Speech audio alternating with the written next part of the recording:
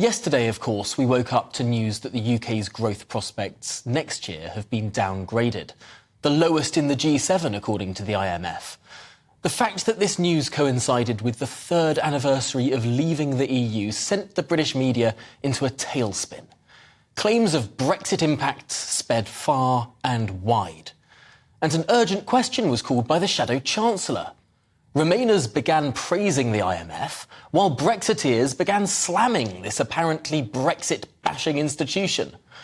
But all this commentary was based upon second- or third-hand reports. What did the IMF actually say? Was it in reality all that pessimistic and doom-mongering? Well, let's listen to what Pierre-Olivier Gourinchas, the Director of Research at the IMF, had to say yesterday.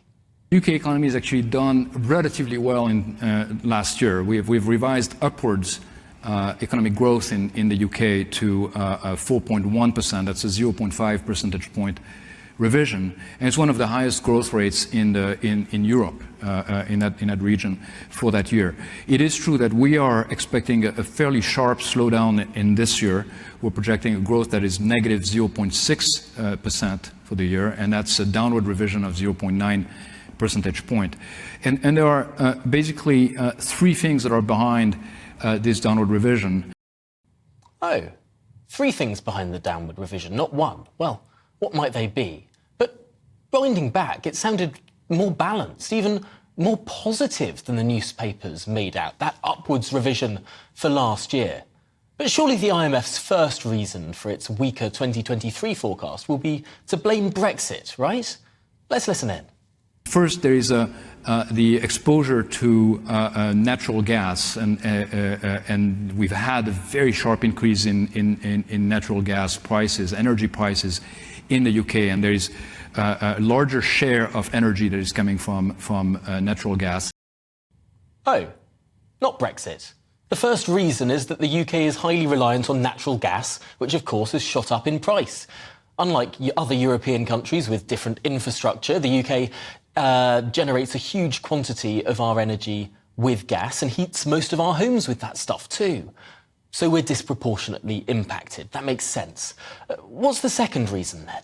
Second is that the UK is also, its employment levels have not recovered to pre-pandemic levels. So this is a situation where you have a very, very tight labour market, but you have an economy that has not reabsorbed back into employment as many people as it had before. And of course that means there is less output. Oh, labour market participation has fallen. We know this despite record migration. More people took early retirement in the wake of COVID. The Chancellor was speaking about this last week.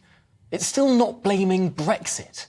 Well, surely the third reason will blame Brexit then.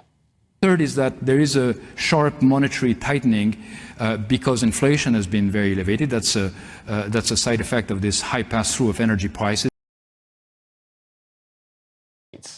OK, so monetary tightening is taking place to deal with that high inflation, mainly caused by high energy prices, as the IMF said.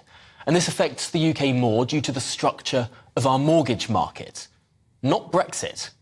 Right. Could there be a fourth reason that finally does blame Brexit for all of our woes?